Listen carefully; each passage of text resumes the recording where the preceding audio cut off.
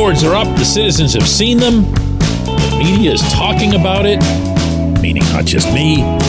And Travis Williams had something to say about it. Good morning to you. Good Wednesday morning. I'm Dejan Kovacevic of DK Pittsburgh Sports. This is Daily Shot of Pirates. It comes your way bright and early every weekday. If you're into football and or hockey, I also offer daily shots of Steelers and Penguins in the same place that you found this. 4 billboards in all are up in the, I guess you could call it the downtown area.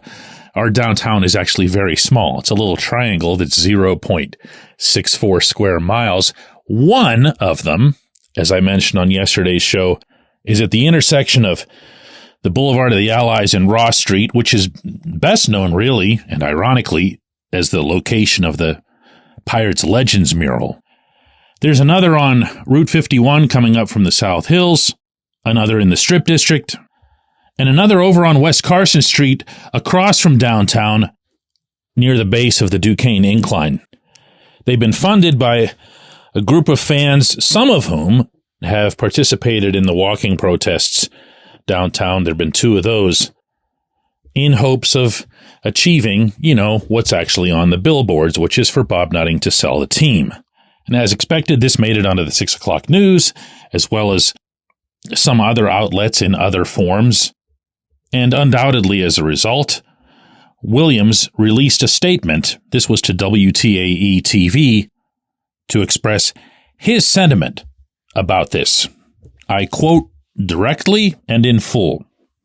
We appreciate the passion of all of our fans and share in the disappointment with the way last season ended. In the end, we all want the same thing, to win. We are focusing all of our energy on building a team that can compete for the postseason and will not let anything distract us from achieving that goal. End quote. Williams has been interviewed at times over the past few months, but it's always been with the precursor that it's not about baseball or about the team, meaning it was at a charity event or something like that. And that's standard operating procedure. He's not doing anything different. If I go to a Miracle League event and I'm seeing young children with special needs, I'm not going to be confronting somebody with some hard-hitting interview. I'm not a monster, and neither are most people in the media, believe it or not. But for this to be the first thing that Williams said in a while, I'm on the record here. I like Travis. I've known him for a long time. I respect what he's done with the Penguins. I respect a lot of things about him. It's not easy, and it does not come naturally for me to criticize him on any front. And maybe there's nothing in what he said that's, really screaming for criticism. But share in the disappointment with the way last season ended. No. It's not about how last season ended. It's about last season. And it's not even really about last season. It's about most of the 17 seasons under Nutting's tenure, and it's about 4 full decades. So even if this isn't the way he intended it, that phrase comes across as, well, listen, everything was going fine till the end. It actually wasn't. It was going okay until the trade deadline, and then the general manager and his army of advanced analytics people with collared shirts decided that Brian Dela Cruz was going to be the keymaster. Remember Keymaster from Ghostbusters? I am the Keymaster! The Keymaster to getting the Pirates into the playoffs. Even though anybody, anywhere with even a passing knowledge of baseball could have simply looked at the back of Dela Cruz's actual cardboard playing card and seen that a .289 on-base percentage wasn't going to make any impact on a team that was already terribly lacking in getting on base. So it wasn't just the end. It wasn't how it finished. It wasn't like there was some race to the wire.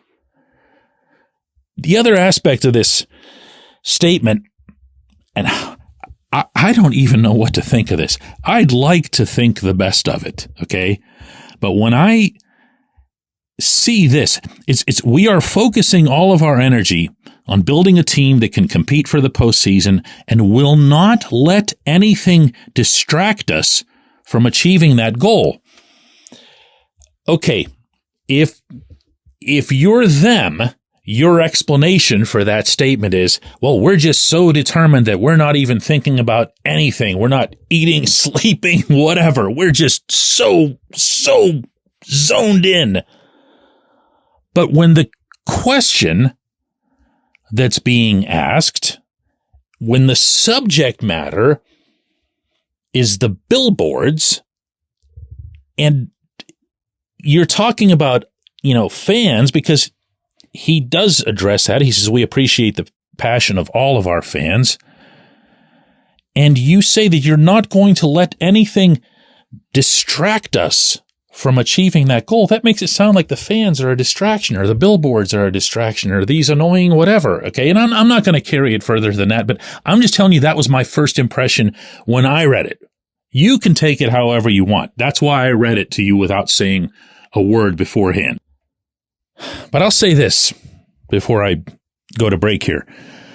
I've been sharing with you for a long time that the walls at 115 Federal are really, really thick. On one hand, yes, they see, hear, and read everything, okay? On the other, the groupthink, the we're right, the everybody else is wrong, or even, if you can wrap your head around this, the us against them mentality, meaning the Pirates people versus the Pirates fans, is as hard and hard-headed now as it was under the previous administration, and I never thought that possible. When we come back, J1Q.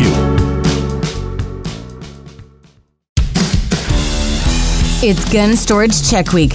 Help prevent unwanted access to your firearms. No one wants their unsecured gun to be used in an accident, a suicide, or a crime. Use lockboxes, safes, and locks to secure your firearms. Learn more at gunstoragecheck.org. That's gunstoragecheck.org. Brought to you by NSSF, the Firearm Industry Trade Association.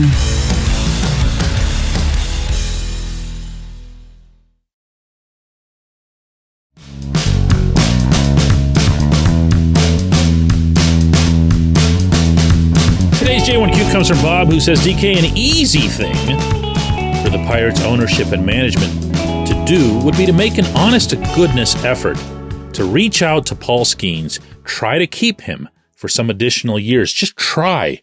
Why not? They should do that soon. Like now, the dude is a generational talent.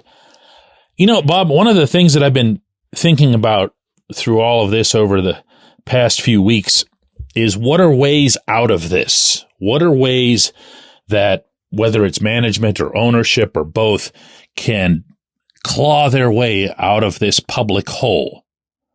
And Skeens is one of them. Now, of course, signing Skeens isn't, how did you put it, an easy thing to do. For one thing, it takes two. Skeens might say, I'm not doing that. When I have a chance to be a free agent and play for a real team with competitive people and people with enough baseball acumen to not see Brian De La Cruz as the guy who's going to carry you into the playoffs, and heaven knows what else Skeens has noticed along the way. He might say, no way, I'm out, and not even engage in talks. Now, I say that, and I understand that that's unlikely. Every young player who is stuck, and I do mean stuck because it's a rotten system that Major League Baseball has for players in their first 3 years, where they're locked into a minimum wage salary. Now, you and I would be happy with a minimum wage being more than $700,000, but that's not how it works in that industry. So you listen, because there's money that can be made up earlier in your career.